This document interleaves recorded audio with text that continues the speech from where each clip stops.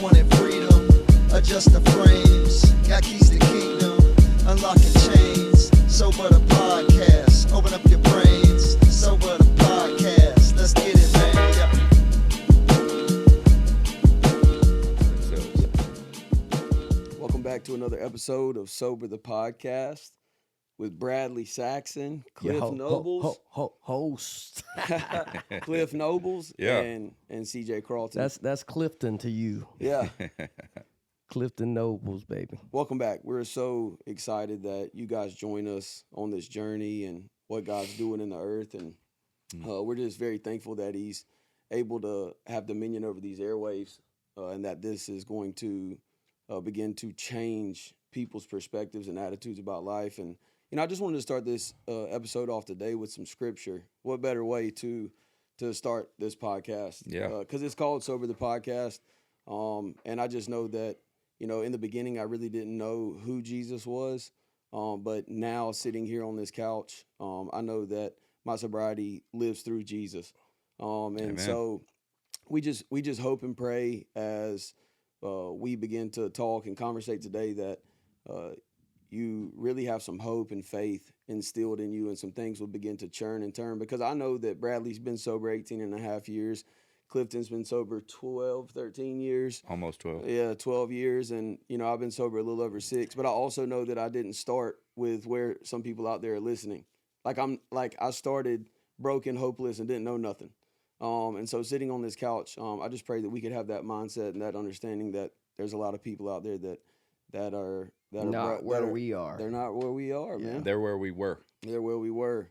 So I just want to start this off, and this is Mark chapter 2, in verse 1. I'm just going to read a little bit and get down to where this verse has really been penetrating my spirit over the last few days, and I really feel like that's what God's doing with this particular podcast. And when he returned to Capernaum after some days, it was reported that he was at home, and many were gathered together, so that there was no more room, not even at the door. And he was preaching the word to them. And they came, bringing to him a paralytic carried by 4 men. And when they could not get near him because of the crowd, they removed the roof above him. And when they had made an opening, that's where it hit me the other day. Made an opening. When they had made an opening, they let down the bed on which the paralytic lay. And the part that grabbed me so much about that verse, and it's just been on my spirit and on my mind, is that these men were more interested in their friend experiencing Jesus than they really had concern for themselves on that particular day. That they went and got this man wherever he was and brought him to Jesus because they had hope that what their friend's condition was could change and he could enjoy life the way they were enjoying life. And that they were willing to go to any lengths to crawl up the stairs and carry this man and get him on the roof and dig out the clay and the mud and the hay and create an opening. God almighty. Give me those type of friends. Yeah, like create an opening. Yeah. Not just to leave him there, but then it says they lowered him down into the presence of God. Yeah. They lowered him down in the presence of God. And I think that this podcast is an opening that God has created through some very faithful men, through a very faithful God. And this is an opening for somebody's life to begin to change. Yeah. And so this podcast in particular, this episode, I think we're going to prescribe it the answer. And we're going to answer some of these questions that some wonderful people posted on Facebook Live about a week ago. And the first question that I'd like to answer is, why is community so important? And I'm not going to just say in recovery. Why is community so important in life? Yeah. Well, I want to say this before we answer that question, is that in the beginning, we are God to them. Mm-hmm. Yeah. You know what I'm saying? Like, they don't have a conscious contact with God. Like, God sent you, the one who is spiritually fit, bearing fruit, for them to lodge in your tree to eat off your fruit. That's the whole idea of the kingdom of heaven is like a mustard seed. Yeah. Right? It's planted. It goes through a process. It has a breakthrough. It produces leaves. It's pruned. And eventually it becomes a full-grown, mature tree that bears fruit. And so we are the salt of the earth. Yeah. Right? So we are the ones who, in the beginning, are God to these people until they can get their own relationship with God. They can figure out how to transform in their mind and begin to rely upon their God consciousness. Mm-hmm. So I would go into that question saying in the beginning, community is so important is because I can't rely upon the way that I think. Yeah. And there are people that have gone before me that have relationship with God that I need to allow to help me in the beginning because I have no business relying upon the way that I think. Ain't that the truth? Yeah.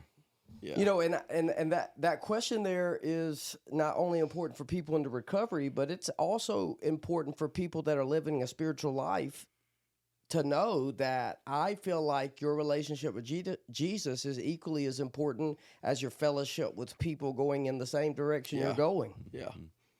You said something the other night at this service, man, and I've heard you say it a million times, and it always rings true. You said you can't claim to love God and not love people. Mm-hmm. You Well, I can't. mean, it's an oxymoron. Yeah. If you love God, you will love people. Yeah. Right? Even First John says you can't love God and hate people. Mhm. It don't work Yeah. like that, you know. But I think for people in recovery, it's imperative that they understand that their relationship with God and community are is equally important.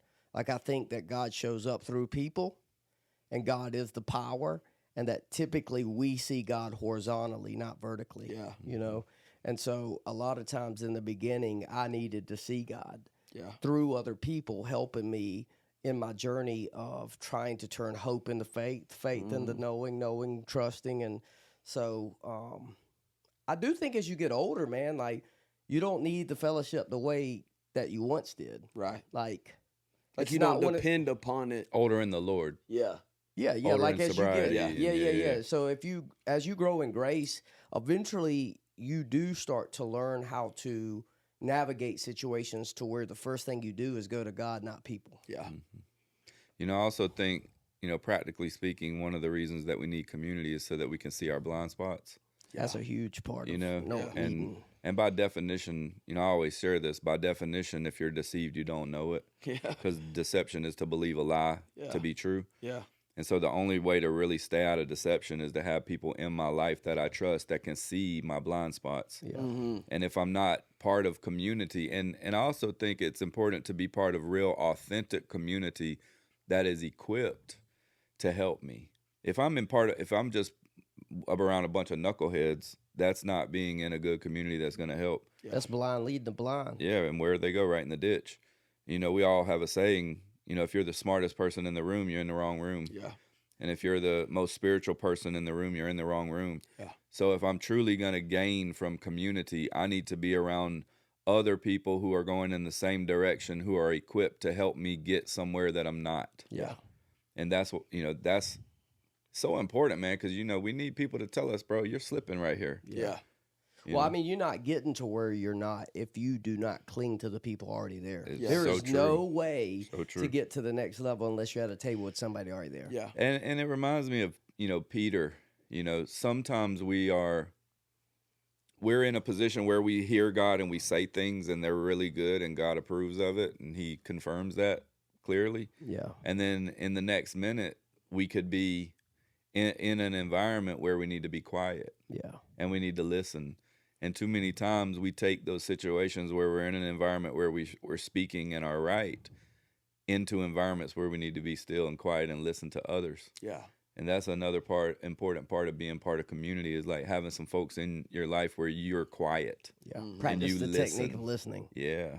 And Which you is let hard them for- direct you. Some people, Yeah, us, me, it is. Mm-hmm. to listen, take what they say. They used to say, take the cotton out of your ears, Yeah. Yeah. put it in your mouth or something like that. Yeah. Yeah. But you got 2 ears and 1 mouth. Yeah. Why you think you got 2 ears and 1 mouth, son? You're supposed to listen more. I want to hit on, part of what you're saying, and it's something that I've said for a long time concerning just my relationship with him, is that when I started, the first time I met the guy, and I'm talking about Bradley, the first time I met him, it sparked my imagination. Mm.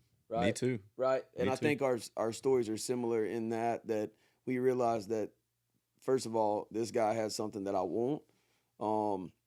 But at the same time, it sparked my imagination, not to just want what he had, but that I could potentially possess that too. Yeah. And so it sparked a hope and an imagination, but it also sparked a willingness, not to try to get where he was without going through the process of what it took to change his character and integrity to be able to sustain the weight of whatever God was taking him to. And I didn't even understand the weight, dude. This has been 6 years ago, Cliff. The weight of what Monday Night Raw was, right? Yeah. Like, we just think, like, when you first show up, you think it's just a thing. Like, you think it's entertainment. You think it's, Yeah. I don't know really what I thought, but you just think it's something that, you know, you just fall into. And, you know, I just realized that on this journey, there's, you know, been a lot of cutting and a lot of pressure, a lot of dependence upon God and my own God consciousness.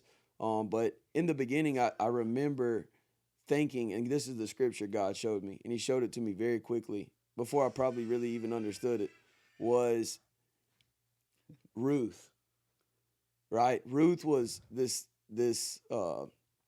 lady in the Old Testament, and her mother-in-law is Naomi, and Naomi is about to head back to her homeland, right? Judah. She's about to head back home, and she tells Ruth to stay there, and tells Ruth and her sister both to stay there. She has nothing else for them. And I remember God really showing me in that scripture that Ruth, when she is given the option of staying or going, she says her sister, it said her sister cried, but Ruth clung to her, right? God, I feel the power of God. It said Ruth clung to her, which means that Ruth was willing to turn from the life that she knew to chase a life that she didn't know, based on the fact that Naomi had represented God and his blessing in their life for about a 10-year span, is probably about what it was. So Ruth saw that she wanted what Naomi had and was willing to go wherever Naomi was going to experience whatever it was she brought there in the first place. And it says a few verses later that I'll go where you go, I'll lodge where you lodge, I'll do whatever you ask me to do, and I'm going to do this till the day I die. And I really felt like God cemented, like that's a God thing. Like I really felt like God cemented that in my spirit to know that like I'm going to follow this dude. He's going to lead me wherever God's calling me to go. And I know you've had experience with that as well. But that's why, to me, community was so important, because first of all, it sparked my imagination, but it also gave me somebody to follow. Yeah. And it's like Bradley said, you know, in the beginning, those people are sitting in the position of our God because we can't hear God. Right. And what Ruth actually said to Naomi was, I'll serve your God until he becomes my God. Yeah. Yeah. And that's the picture you're talking about. Well, think about this. Boaz wasn't really, I mean, let's talk about it. People use Boaz and Ruth as this romantic story, you know, but Boaz is a type of Christ. Yeah. It's true. So really the mentorship of Naomi and Ruth was to lead her to a place until she could have fellowship with him. Yeah. Come on, somebody. Yeah, that's exactly it. Like it's this whole idea of the kingdom. Yeah. Of, you know, she's following Naomi as Naomi follows Christ. That's what Paul says. Yep. He listen, follow me as I follow Christ. If I'm not following Christ, do not follow me. Yeah. Right. And the other thing is, you're following us to get to someone else. Right. Yeah. You're following us to get to him. Yeah. Naomi didn't say, follow me and I'm going to go to Boaz for you. Yeah. No. She said, here's how you get to Boaz. And you know, the interesting thing about him being a type of Christ is he's the kinsman redeemer. Yeah. You know, which means you have to meet some certain qualifications before you can be a kinsman redeemer. Number one, you have to be related. Yes. Yeah. You know, Christ came as a man. Yes. That's the only way he can redeem us. But then another thing is you have to want to redeem them. Yeah. So, you know, Boaz wanted to redeem her. Yeah. But then the third thing is you have to be able to redeem her. Yeah. Because there was someone in line before Boaz, but he didn't want to redeem her when he figured out how much it was going to cost him. Yeah. Because he wanted his inheritance to go to his children. Yeah. And he was going to have to share his inheritance with Ruth and her children if they had some. And he wasn't willing to pay the price, where we know Christ is. Yeah. Yeah. And so if we're truly following someone who's worthy to be followed, they are never going to let us just follow them. They are going to let us follow them until they can get us to him. Yeah. Well, it's this idea of understanding that God is not raising up irresponsible children. Yeah. Like look at the relationship he had with Israel as he leads them out of wilderness. It's a great example of how, in the beginning, God does for you what you can't do for yourself. Yeah, He'll let so manna true. fall from the sky. He'll bring a cloud by day and by night, right? He'll provide you with what you need. But eventually, you have to understand that He turns the spoon to you Yeah. because what He's doing has been the reason for preparing you to do it for yourself. Yeah, Yeah. so true. The land flowing with milk and honey wasn't like they were walking into something that they wasn't going to have to take responsibility for. You don't get milk without milking the cow. Yeah. What he's saying is I'm bringing a person to a place of maturity to where now they don't have to walk every day needing a miracle. Yeah. It's true. Now they can start to rely upon their relationship with God and their conscious contact with God to where they know how to produce this stuff through work. And Yeah. so I Yeah. think that is the whole deal of understanding that in a season, God will feed you. Yeah. He will spoon feed you. And He does. But what kind of parent would continue to spoon feed a kid and they be 30 living in their house watching them go to work? Yeah. God ain't going to do that. He's not. I'm telling you, God is not in the business of raising irresponsible kids. And so that is what community helps us do. It helps us grow. Yeah. You know, and community don't always look the same in every season. Yeah. That's true God too. will sometimes order your step away from good people Yeah. Yeah. to go into a place of unknown territory with people that you don't even cling with, or you don't even really vibe with, that's going to get you prepared Yeah. for the next level of whatever living. it You know is, what I mean? Yeah. Like I went through that, man. Yeah. I'm just saying, like, I mean, God don't always order your steps away from bad people. Right. He'll sometimes order your steps away from good people. My suggestion is to stay in step with God sometimes takes you out of step with people. Yeah. And, the thing is if he's leading you, sometimes he'll lead you to a good leader who can pour into you. And that is that manna season, Yeah. to where everything you need is just falling in your lap and it's coming through that leader you're with. Yeah. But then sometimes he'll wean you off of that leader because he's trying to get you to the point where you don't need to go to them to hear him, Yeah. that you can actually walk in these things yourself. Oh, yeah, dude. Because you're he's trying to graduate you from that level. Yeah. And then, it's like I've raised up some guys to where it's like there was a season when they were almost totally dependent upon my suggestions. Yeah. But then at some point they become shoulder to shoulder, Yeah. Yeah. Yeah. And then they go from being a Timothy in my life to being a Barnabas. Yeah. Yeah. To now we're walking together. Yeah. You know? Doing this thing together. And that line is not rigid. Like, I don't think there is a day you're like, oh, that's when it happened. No. Like, it's such a coming off. Like, I would imagine. It's subtle. Yeah, it is subtle. Happens over time. And somewhere. it's not complete at one moment. Yeah. It may be that at certain areas they're a Barnabas, but then every now and then you see this is still Timothy in this Yeah. area, Yeah. And so I just want to make sure that I'm not transmitting something without clarity. I don't mean that you should navigate walking away from people without counsel. Right. Right. Because I do believe the first step away from God is away from people. People. Yeah. So somebody could potentially, or the enemy could try to twist this to say, well, yeah, it's my time to walk away from these people. Like, I did a lot of counseling and crying and not wanting to, like, and wrestling with that before God took me. But I see a lot of people in early recovery that are doing things they're not supposed to do. And the reason why you're thinking about walking away from the people is because you want to do what you want to do. Yeah. That ain't what I'm saying. Yeah, and I've witnessed. I mean, I was part of that in your life, and watching that, and part of those discussions and things like that. And you were very cautious about doing that. And I also think that we'll know if it was right by the fruit that's produced by it. Yeah. A lot of times we walk away and we're doing it for the wrong reasons, maybe in the flesh, maybe hurt, maybe whatever. And if we're doing it for the wrong reasons, we'll know before long, and we'll most likely have to repeat that season again. Well, and I can tell you this, even if God is walking away, you're still going to have to clean your side of the street off. Yeah. For Like, sure. even if you're hurt, it is not godly to be transitioned where God wants you to leave a mess in one season. Yeah. It's true. Like, every time I've moved, I've had to do a 4-step, 5th step. I'd go do 6 and 7, and then I'd go make direct amends Yeah. for my side of the street. Yeah. And even though the relationship may not be reconciled, I still did what I could. And I had to let that be water over a dam because forgiveness doesn't equal reconciliation. I can't always expect the relationship to be mended, but I still have to take responsibility for my spiritual fitness. And in those seasons, I still had to do some hard things even before I transitioned into the next season. You know what I mean? And being part of a community is where you take those thoughts and you have them tested. Yes. Yeah. So when you're transitioning out of one,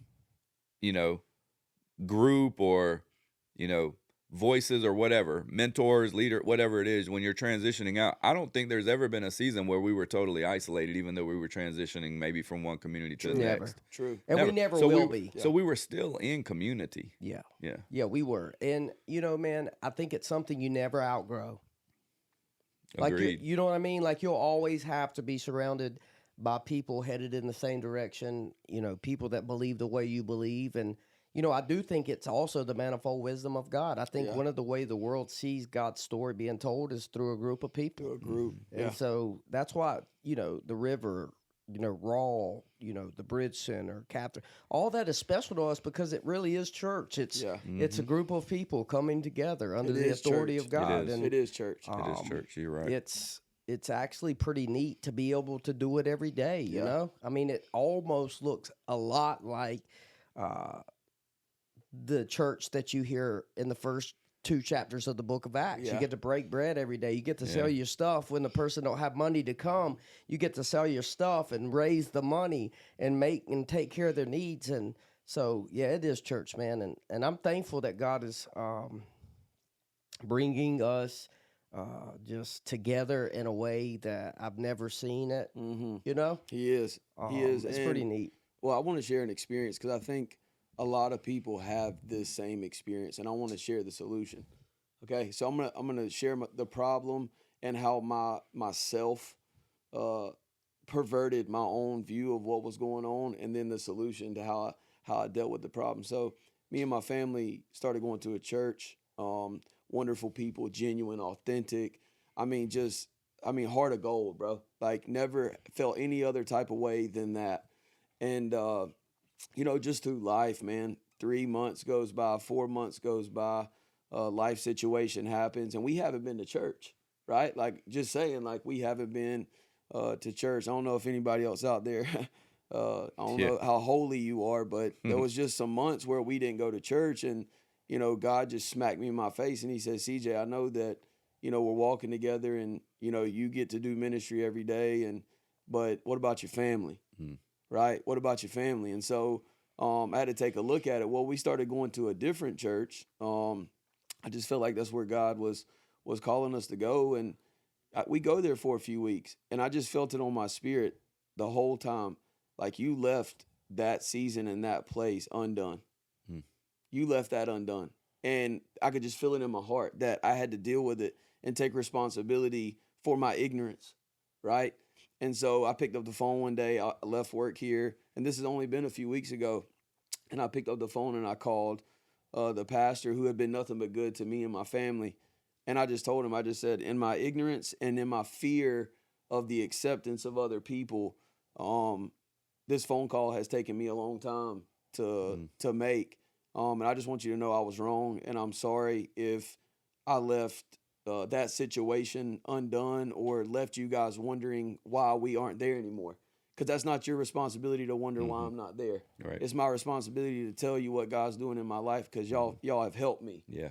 And through the communication of 10 minutes, that was taken care of, right? And so the fear in my self-will and in my own life that had been created was causing a wrong perspective of God and His people. And communication is what dealt with that.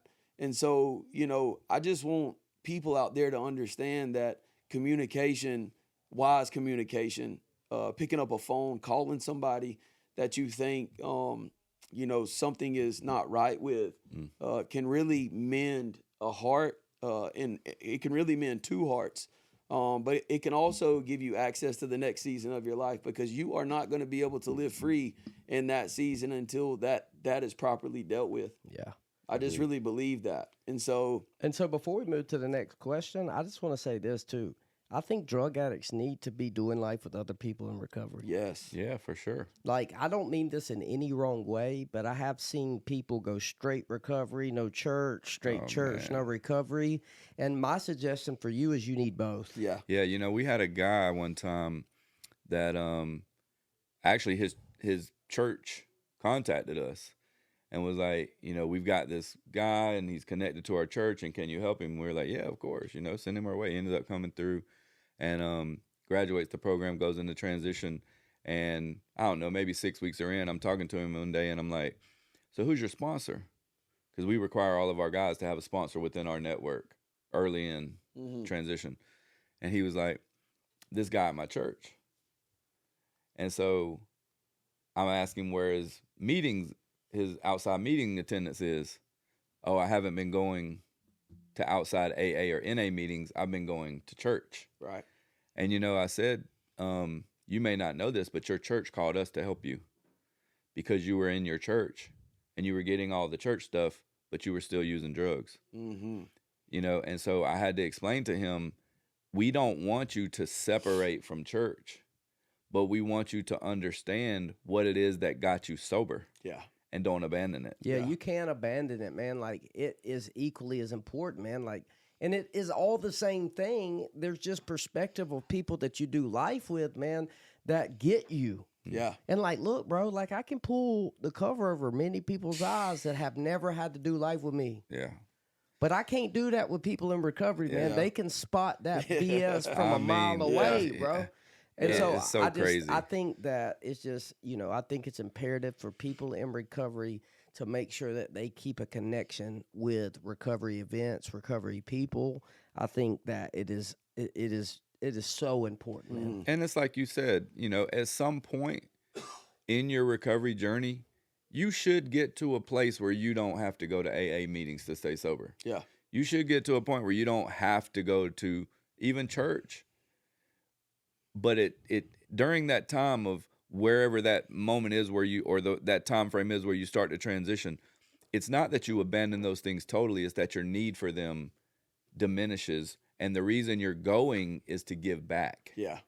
Well, You're going to here's the give. thing, dude. Yeah. If you've been going to church or AA meetings for years and you ain't giving back, you miss something. Yeah. For sure. And that's not a shot at nobody, bro. Yeah. It's just when It's just I what took it a look is. at my life, bro, and I'm always going to get a blessing. Yeah. I'm always going to stay so, like, bro, there is something that I have missed because there is no freedom Right.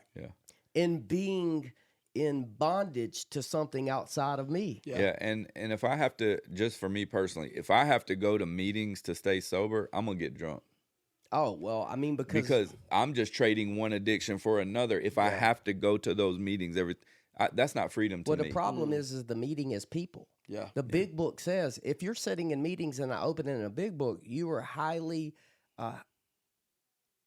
I don't know the word that I'm trying to use, but you're tying your hands behind your back because the book says no human power can relieve your alcoholism. right. Yeah. So you need to understand while a community is good, nobody in there can save you. Yeah. And if nobody's connected to the power of God in there, you're in big trouble Yeah. because people are going to give you their opinions. Yeah.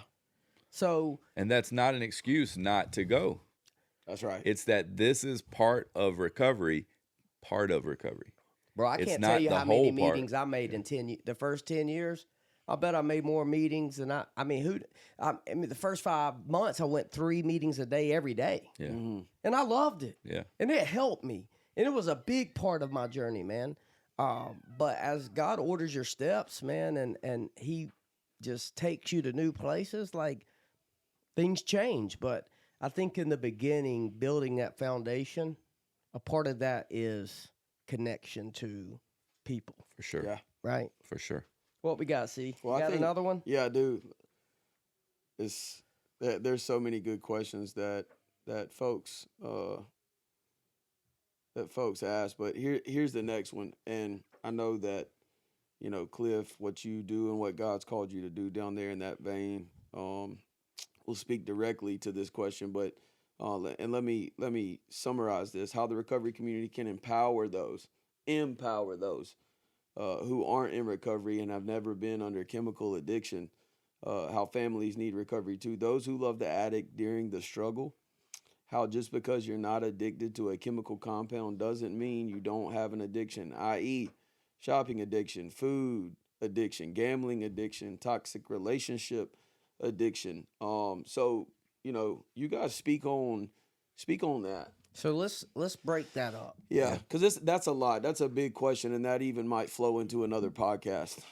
Let's first talk to the parent Okay. or the loved one who's trying to love their addict son, brother, uncle, Husband. daughter, husband. Yeah. Like, how do they love them? Like, how can somebody who's never walked in their shoes, who has for many years tried this frothy emotional pill, which obviously seldom suffices, because no matter how much I tell them, if you love me, you would stop. If you loved your kids, you would stop. I mean, it hadn't worked. They're still drunk. They're still high. Yeah. And so how do we educate the loved one on how to love their whoever well? Well, we had a big problem with this with our recovery community because I pastor a church as well. And we saw all the people in the rehabs getting healthy and all the people in the church staying where they were. And so I started, I went to the Lord about it, and he told me to teach everybody in the church what we taught in the houses. And so for a whole year, I got the whiteboard in the church, and I taught everybody in the church what we do in the houses. And then we wrote a book on it. And what we've done is we've redefined what recovery is. And we've not really redefined it, but I mean, we're trying to redefine it in people's minds that it's not substance. Yeah. Any addiction is simply a reliance upon something other than God to deal with negative emotions. Yes. And so if we're truly going to love someone, we also have to define that word. What is love? Well, number one, love selfless. So if I'm doing something, if I'm doing something for my loved one for selfish reasons, i.e. to feel better, it's not love. Yeah. So you're saying, like, if I'm at home, I'm the dad, and I'm feeling some type of way about my son, guilt because of something the enemy's dealing with me I didn't do 2 years ago, and so what I'm doing for my son to help him is really about me? Yes. It ain't It's not love. No. It's not love. And we see it a lot with addicts who've recovered is they guilt parent. Yeah. So they weren't there for the first 15 years of their child's life. And then there's a year sober, 16 years old, the kid comes back, and now there's no boundaries Yeah. because they're full of guilt and shame. Yeah. And so they give them complete freedom. That's not love, because what that is it's self-centered behavior, not wanting to make the other person feel bad, because what they're going to do then is make me feel bad. Yeah.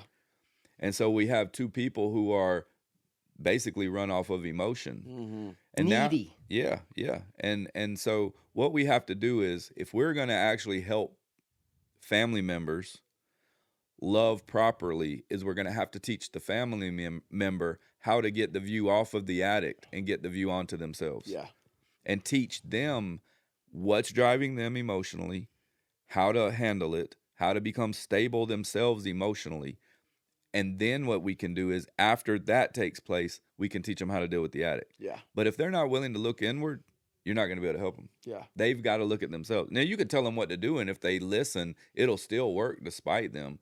But even in that instance, I mean, that's how we get a lot of people into rehab, is we have to do a intervention, and there has to be consequences if the person doesn't follow through. But for the loved one, they're still left blind. Yeah. They're still left unaware of what's going on, where the enemy can come and attack them. And then often what will happen is the addict gets sober, and then 6 months down the line, the family member feels better now, and they come back in and tear it all down, Yeah. Yeah. trying to quote unquote help. Well, how many addicts continue to live in a house with somebody that don't have the problems they do, but get to stay there longer because the parent doesn't know how to deal with the addict because they've never dealt with why they're allowing them to do the things they're doing to begin with? That's right. I mean, that's the whole thing, right? Well, like, That's it, bro. Jonah's like, That's throw it. me overboard. Yeah. Well, like, look, Jonah, like, you should be throwing yourself overboard yeah. because your parent didn't get you in this situation. Yeah. And the parent won't allow them to be thrown overboard because now the parent's scared of the outcome. Yes. So the fear of the outcome is allowing the person to stay on the boat while you're throwing your valuables over to keep him on it. That's dysfunction. Yep. Yeah. And It God is. needs to deal with the addict's heart and the parent's heart so that because here's what I tell the parents all the time. Like, at the end of the day, most of the people we're talking about you want to help are 40, Yeah. 50. Yeah. Yeah. Like, why would you throw your peace, your marriage Yeah. Yeah. overboard to keep your 40-year-old son Yeah. Yeah. in the Mhm. boat? So it's crazy. Well, I get the I sickness. understand. We understand. But what I'm telling you is we're taking responsibility for things that we have never been. We should not be taking responsibility Yeah. for. Like, at the end of the day, if they're 40, you're not their parent. Yeah. Honor thy father and mother. You did that while they lived with you, right? But at the end of the day, when they make a grown man decision to move out, you're not their parent. Yeah. You don't get to jump in and tell them what to do, when to do it. Like, they're grown and they got to figure this out, Yeah. man. Like, at the end of the day, a lot of times the problem is not outward. Yeah. Yeah. And you know, you said it. It's that they don't know, which is ignorance. Yes. Ignorance is simply lack of knowledge. And so they're ignorant of what is going on and how to help them. So, you know, we have a saying in recovery, recovery is not for people who want or need it. It's for people who want it. And are willing to make the effort. Right. So then when it comes to dealing with the family, we have to tell them, you cannot make them want to get better. However, you can do things that will cause a reaction that will put them in a position where their life is harder. Yeah. And that may be what causes them to want to change. That's right. Yeah. But see, if you, like when you I've had people call me and they're like, my daughter's in a hotel room, she's hungry. What should I do? Now, sometimes, depending on where she is in the journey, maybe ordering them some food would help. But if we've been down this road several times, sometimes even withholding food. Now think about it. You in a hotel room, you're getting put out. You have no food. You've done everything you can. Your life has to get to a point where it is so bad Yeah. that you will do anything to make it change. And I tell them, this is what you say over and over again every time you talk to them. The only thing I can do is offer rehab. Mm-hmm. I can't help you anything other than treatment. Yep. Every time I talk, treatment. Yep. And eventually, when all the comforts of life are withheld and their life gets so uncomfortable, what they'll hear is, but treatment is there. Yeah. And then, but letting a child go through that and having, or a loved one and watching them in that, it hurts so bad. Mm-hmm. It's so hard for people to do it. But just like the addict has to get to a point where their life is so uncomfortable that they're willing to change, the loved one has to experience the same exact thing. Yeah. And they're often the one who experiences it first. Yeah.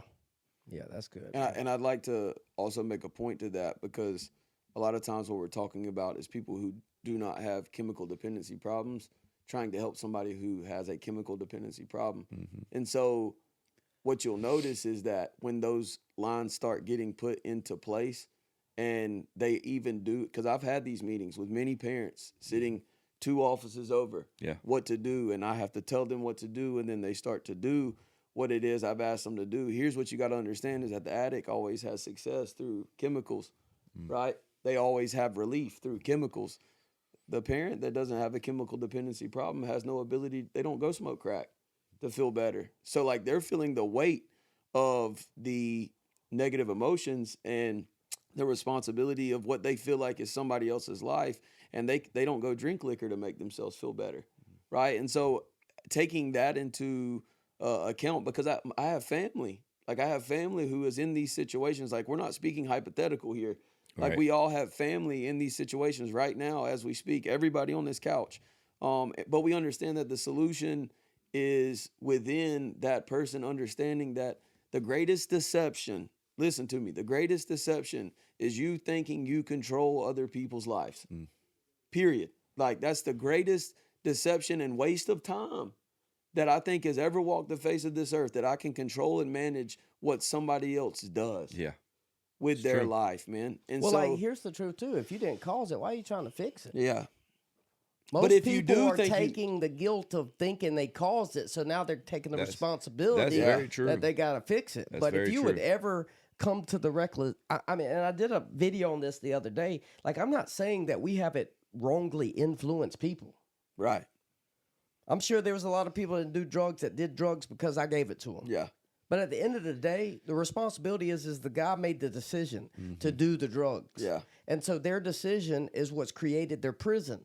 So at the end of the day, when I deal with what I did and I get free from God, like I don't have to take responsibility for what other people are doing, which makes it easier for me to help others because now I know what I can do and what I can't do. Yeah. But the key to them being able to see that is them examining their own issues. Yeah, right. well, and here's the deal too. Most people, including my dad, didn't examine their life because of me. Mm-hmm. They look like a saint Yeah. Yeah. compared to what I was doing every day, right? Yeah. And so when you don't have that guy around anymore, now you have all this stuff that you are really scared to take a look at. Mm-hmm. Mm. You know? You know, one time I was talking to someone one time about their own issues, and they had a child who was in recovery. And when I got to talking to them about their own issues, this was their answer. They told me some of the problems that they had from their childhood, from growing up, the trauma around their family, all these things. But then they said this. They said, "But I don't feel any of that. I don't feel any of the pain." And my answer to them was, "That's the problem. Mm. You're in such a level of denial Yeah. that you're unable to address the issues that are causing you to act this way." Yeah. Well, I've always been taught this, and it's clung to me. If I'm not the problem, there is no solution. Yep. Yeah. That is so true. Bro, I'm just telling you, if I'm not looking to God to change me, then there is no solution. Yeah. Why? Because it's a spiritual axiom, Yeah. a spiritual truth that whenever I'm disturbed, no matter what the cause, the problem is within me. Yeah. That's been a foundational principle for Yeah. 18 and a half years that's allowed me to grow when I realize I cannot take other people's behavior and be the victim to the point that it keeps me from finding out why I'm in the situation. So let's take that to a far extreme. So how can someone be the problem if they were severely abused by an elder person? All right. If nothing else, it could be because we refuse to look at why they were doing what they were doing, and we make it all about us, Yeah. even though we're the victim. Well, the character defect glaring there is inconsideration. Yeah. Yes, that's right. We're not considering all that came into play of why they did that to Yep. me. I'm simply making it all about me. Yeah. So if I, even in the worst case scenario, if I can find my part in this is simply being inconsiderate, not considering everything that went into their behavior, and unforgiveness, which is simply a choice to release them from the punishment they did. Yeah. If I can't find those two things in me, I'll stay a victim forever. Forever. Yeah. And you'll never be free. Never. And let's just go on a little further. Let's just say it was a grown-up that molested you as a kid. Yeah. We are not saying that you had anything to do with that. Nothing. But I'm telling you, if you are still harboring ill feelings towards this person at 40, you have everything to do with why you're in prison. Yeah. It's true. You feel me? Yeah. It's true. Because you can't allow what something happened at 2 and 3 and 10 and 15 Yep. to plague you at 40, 45, 50, 60, because it is now your responsibility to take a look at how now that is being used to play the victim. Yeah. And we have seen some of the most horrific Horrific stories Yeah. stories. where people have come to us and shared what has happened and what caused the trauma in them that led them to drinking and using. And what we've seen is that when they are willing to address their own part in it, not in what happened, but what happened afterwards, Yeah.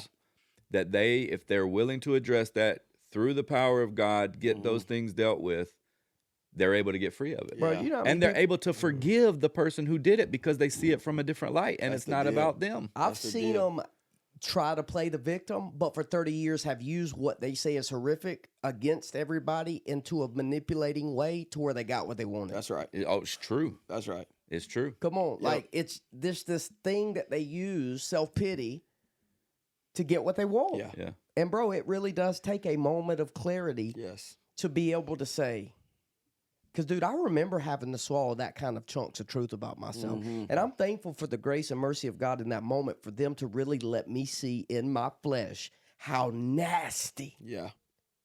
I was. Yeah. Like, bro, I remember the freeing moment. because I really think the greatest experience a man or a woman can have with God is when he lets them see them. Yeah.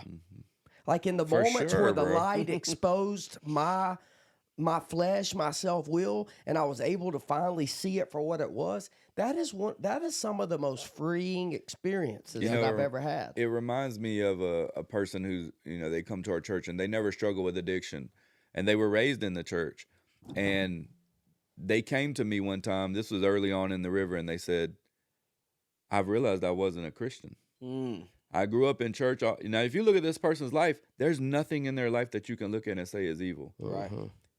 But they realized that even the good they were doing was self-centered. But it's just like you said, you think the greatest gift God can give someone is a glimpse into themselves. Yeah. And they got a glimpse. Yeah. That even though what they were doing wasn't as bad as what we're doing, see, so with us, we can't ignore it. But God gave that person a glimpse into their life to see, man, I'm completely self-centered. Yeah. Even the good I do is about what I can get. Yep. Self-seeking. Well, and I want to counter what you're saying and maybe just give a little bit of information that there is a negative programmed flesh and there is a positively programmed flesh. Okay. We have negative programmed flesh.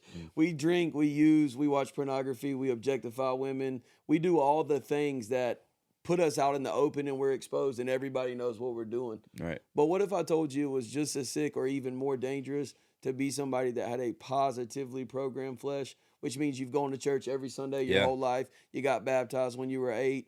You've been in the choir, you've been on the worship team and all these things, and you've all done it to find identity so people will accept you. And you've missed the whole reality of what Jesus came to do. Much scarier for, place. For your life, right? And so when we say we're grateful for what drugs and alcohol do, that's the vein that we're saying it in. Yeah. I'm grateful today that God shows us in a window, in an opening. Just let me go back to the beginning of this. He gives us an opening to get in the presence of God. And so, I just want us to understand as a listener that if you're struggling with something today, and you can't seem to quite put your finger on what that thing is, I want you to sit on your bed tonight and ask yourself, what seems to dominate your thinking? What seems to be on top of you and you not be on top of it? Yeah. Right? Ask yourself a question like, why? How about this? How about ask yourself, why do I go to church? Why am I listening to this podcast? Why, the motive with God is so that's what he's looking for. Like God is all about motives. Like, why are you doing what you do? Because if everything is good and you can't see your own issues, why do you need a savior? Right. Is it just about heaven? Well, maybe. I think Maybe. it's just about acceptance with people. Well, And it might just be because that's what I was told I'm supposed to do. Right. To be a good person. Right. well, I'm just thankful as we end this episode. I am just thankful that I landed in a 12-step program. Yeah. I'm just speaking for Yeah, myself. I feel the same. because I know that self can't see self. Yeah.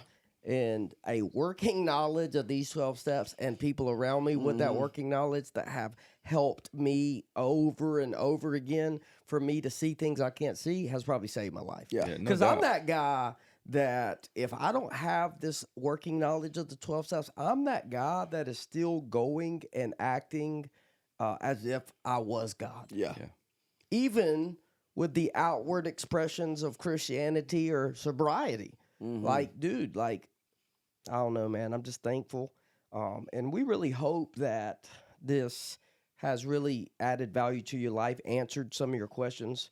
I know we only answered 2, but I really think these are 2 big questions people have. And so we really hope that it's added value and helped you. And we will do this in the next episode. Yeah. We'll have a Yeah. few more questions to answer. And so that's what it is. Continued. Into the next part. But we want to thank you for tuning in and listening. As always, supporting.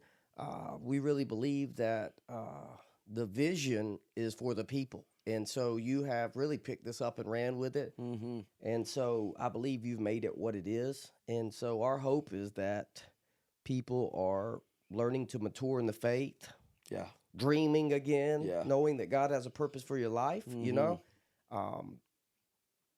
Anything burning desire? Embrace the mess. Mm. What you're basically saying in that is you're grateful that a mess led you to a place that you wouldn't have gotten there Yeah. had you not had a big problem. So embrace the mess. Yeah. Yeah, and be okay with acknowledging that you just ain't okay. Yeah, and nobody is. Yeah. Yeah, but I'm just saying, like, it's okay to not be okay. Like, obviously, we don't want to stay that way, but like, there is no fixing a problem without accepting it. Yeah. And you're not accepting it if you don't acknowledge it. And you're not hurting it. I'm not going to say you're not hurting anybody else but yourself, but you're hurting yourself more than anybody else. Yeah. Yeah, man. And you deserve to be free. Yeah, you do. You deserve to have some of that joy and Yep. peace. And so And it's available. it Yeah. is. It It's is available. Yes, Yeah. sir. So before we end, let's tell them. So Clifton, in April, am I saying that right? Has a redefining recovery conference. Yeah, we're having a boot camp. So we put these boot camps on a couple times a year. And it's basically for people who are not in substance abuse recovery. And it's for people who want to come and learn. It's a great thing for people who've been through the family members of people who've been through our recovery programs, or even staffs. You know, like you brought your staff one time. We coming back. Yeah. And so for a staff to come together and to learn, it's basically to teach you what's driving you emotionally. Yeah. It's a tool to help you learn what is driving you first and then other people, and then helping you get stable emotionally through the word of God and the power of God. So there's somebody listening right now and they want to come. Yeah. How? You got me there. This thing's so fresh. Go on my Facebook, Clifton Nobles, and there's a flyer on there. And in the first comment, there's a link where you can sign up. And if you can't find that, contact me, Yeah. Bradley at tbcr.org, or CJ at tbcr.org, Yeah. and we will help you. Yeah. Or But you I- can call our 800 number. You can call 1-800-560-7143 and press any extension and ask them about the boot camp, and they Yeah. can put you in. Well, here's the question, too, as we close again. We're pastors, so we say that 15 times before we Yeah. close. How do I know if I need it? Let's go back to the first episode. Yeah. I'm having trouble with personal relationships. Yep. Right? I Yeah. can't seem to control my emotional natures. Yep. I'm a prey to misery and depression. I'm full of fear. I'm unhappy. I can't seem to be of real help to others. Have a feeling of uselessness. If you are feeling 2, 3, or 4 of those symptoms, Yeah. you need to contact these forums, find a way to get, because they're the tickets are running out. Like there Yeah. ain't but a limited ticket because of seating. So if you're hearing this, do not push this off to tomorrow. This is Yeah, what because we filled 30% of the seats in 24 hours. well, this is what I see. I can go to the biggest church in Anderson. I can do an altar call for people that are broken, and it will flood. But then I offer a redefining boot camp that costs $120 that can help you learn how to crucify your flesh, and nobody signs up. Yeah. That's a problem. Yeah. Yep, it is. And I'm telling you, this is the answer to the problem. Go, sign up, come be equipped so that you can apply. So this time next year, we're not having the same conversation. No, because then you'll be the person at the altar praying for the That's people right. at the altar. That's right. Yeah. and Because you laying ain't got to hands run on up the there every sick. time there's an altar call, because Yeah. you got a need, because you're learning Yeah. how to go to God for the need, because you're understanding the need. Yeah, 2024 is your year That's right. to be able to declare it is well with my soul. Amen. Amen. Amen. So if you want to hear more answers to questions, you got to tune in again next week for Yes, Sober sir. the Podcast. Until then, shoo. Yep. Peace.